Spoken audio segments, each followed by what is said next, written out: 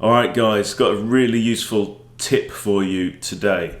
And this is for people who are like aiming to break 1000 and climb beyond really, but I think it applies increasingly the higher up you go in the ratings, okay? You've probably heard the expression a chain is as strong as its weakest link, right? Well, try and apply that to your play with the idea that your game is as strong as your weakest move, in a sense. Now, obviously, when you're below 1000, you expect to make mistakes and blunders, and people make mistakes and blunders above 1000 as well. But you can also expect your opponent at some point to play weak moves as well. However, the principle still applies. I mean, we've all had games where you've been feeling like you've got this all nailed down, you're feeling confident, and you just let your foot off the gas, take your eye off the ball, pick whatever metaphor you like, but you just ease off and you give your opponent a chance and they get in and you lose a piece or something stupid. So let me just take you through a game quickly for an example. So this is one I played yesterday. It's a 30-minute rapid game and I'm giant hunting. I just picked a 30-minute and I happened to get somebody rated 100 points higher. I've got the white pieces and we play the Vienna, obviously, which is what I'm playing at the moment. And black responds with this kind of quiet d6. Develop my bishop and now c6. So he's probably getting ready for a d5 push, like a bit of a Caro-Kann. So I push d3, getting ready to release my dark squared bishop. Knight comes out, pin the knight, break the pin, takes. Queen out now to h5, looking for a cheeky checkmate, but I don't expect to checkmate my opponent on move 8, but I am expecting my opponent to have to respond to this. So this is what you need to be thinking. Yeah, it's very unlikely that he's going to miss that at a 1500 rating, but he is going to have to do something. So in this instance, he castles, and I castle now queenside. Okay, reason I'm castling queenside is probably I want to throw these pawns up the board. Okay, we have a5 and a3. I just want to make sure that my bishop doesn't get trapped here because I've got my pawns on light squares. My bishop's out in front of the light squared pawn chain, so I just want to make sure my bishop's got a hidey hole there. And indeed b5 comes, so bishop a2 to save its bacon. Alright, and now h4. So I'm starting my pawn offensive up the king side. Knight starts to maneuver around. I develop my knight, connect my rooks. Bishop comes out, these two bishops now facing off. So I'm not too concerned about that. I just proceed with g4 and we trade bishops. Knight comes out, now I hit the dark squared bishop. These pawns are starting to make some nice progress up the board. Knight hits the queen, queen moves, bishop moves back. Start to bring my knight somewhere a bit more useful because it's right there. It's completely the wrong end of the board for having any ideas about attacking black's king or being involved in any kind of assault. Alright, so now b4. So I take, and now knight to b1. So the knight's kind of being forced back a bit. I want to, the risk is obviously this. The queen coming round onto the a-file. So I figure that knight, it's a bit out of the way anyway, so it might as well use it in a defensive capacity for now. And now I push b3, f6. The other knight now comes back. I think maybe it could sit here, plug this hole maybe. Pawn takes, bishop takes. Okay, so I've just dropped a pawn there, but it's not a big issue because now I have no pawns on the G and H files. So this bishop is now stuck there. It's preventing checkmate in one. So h6 defends the bishop, and now I move my king out of the way. I don't want it in line with this guy. Queen now threatens to come down. I lift my rook. And our queen comes back here. I had figured this out. King moves out of the way, and oh yeah, now the queen retreats because there is actually no attack. And now this is an error, just pushing f3, because I have missed a fork opportunity. Knight to e2 hits the king and the rook. Okay, my pawn down at this point, and now my pawn and an exchange down. So it's not ideal. Plus, I've got two pretty rotten knights at the wrong end of the pitch. Okay, queen comes around, kind of looking at this pawn, start to improve the king. We have an exchange of queens.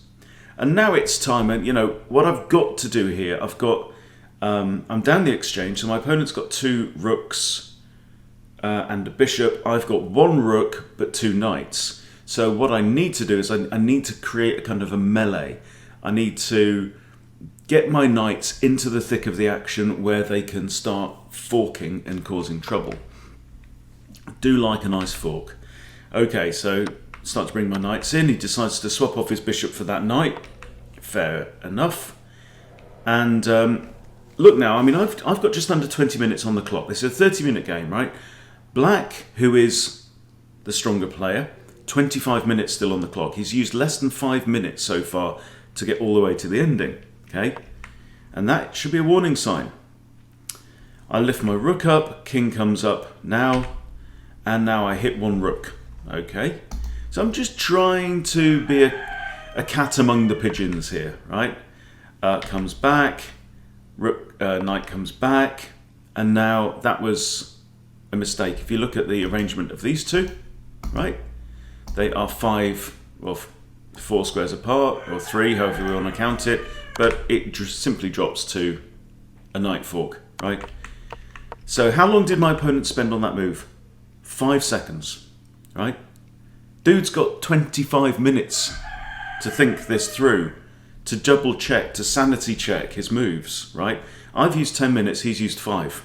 Okay, that's the difference. I think the 10 minutes that I've used have made my moves stronger than his 5 minutes, although he's 100 points higher rated, right? I'm simply taking the time to figure it out. I've thought more than this guy. So he drops a rook. The rook's not even defended, okay? So now he's down a whole knight for a pawn, and it's not going to go on forever, this game. So safety, all good. Hit the king again. Now I'm looking at this pawn. Two attackers here. Pushes, just grab a pawn, come back, and it's a walk in the park, really. He cleverly there avoids making the same mistake again by moving his rook out of the way, but I throw in a check, and then pawn comes in, so he can't capture that pawn because it's pinned on the king. If he captures this one, knight takes, pawn can't recapture because it's still pinned, and it's not gonna, you know, we'll see the end of the game because it's quite oh, there we go. Just another knight fork, right? So the guy's probably freewheeling, okay? But the thing is, he didn't play badly. There were a couple of sloppy moves towards the end, particularly walking into a knight fork, simply not spotting it, with 22 minutes left on his clock. And if I check the info, he lost 11 rating points with that defeat, okay? He played well throughout most of the game. One bad move just tipped the balance, and the whole thing just slid away from him at that point. Okay, so this is what I want you to be bearing in mind for your chess mental discipline. It's like every move in the game needs the same kind of level of attention, right? Every single move. Doesn't matter how mundane it looks, doesn't matter how obvious it looks. Oh, of course I've got to recapture that, or of course I've got to move my king out of check or whatever. Stop. Just stop. Use your time. And in general, think about using about a third of your time on the opening, third in the middle game, third on the ending, right? Don't rush any move. Not one. Not one move. Okay? It's the rushed moves that lose games, right? Simple as. Simple as that. Okay? So one false move could all be over, right? So if you're going to practice one thing this week, then think about that. Think about making it, I'm going to give every move my attention. And I think a good principle is, I mean, if you've got a checklist, a mental checklist that you can follow, what just changed on the board? You know, describe everything that changed on the board, okay? I mean, I've got I've got some rotten games that I've played, recently. They're just missing a hanging piece because I simply didn't do that step. What changed on the board, right? Why did my opponent make that move? What is my opponent's idea? What does my opponent want to do next? Okay. And then should I be progressing my ideas or trying to prevent my opponent's ideas? Both valid, both important. Which is going to put you in a better position, which is going to improve your position on the board, okay? Have I got some candidate moves? Okay, what are my preferred candidate moves? Which does move A work? Does it improve my position? Can my opponent refute that move? What about candidate move B? What about candidate move C? When you've found a candidate move, can I find a better move? Is there any other move that I haven't thought about, right? And providing you're playing long enough time control, you should have time to do all that stuff, right? But do it for every move. It really, it will transform your success. It really, really will. And obviously, I need to follow my own advice as well because, like everything, I'm an average chess player. I'm not, I haven't got there yet, but I know that most of this stuff is mental discipline. I know my tactics. I know some strategic ideas. I'm fairly okay with my end games. The biggest thing that lets me down, and I will bet money that's the biggest thing that lets you down, is the occasional stupid ass rushed move. Okay? So cut that shit out and you will do better. All right. Okay. So harsh words, tough love. Thanks for watching and I'll see you later.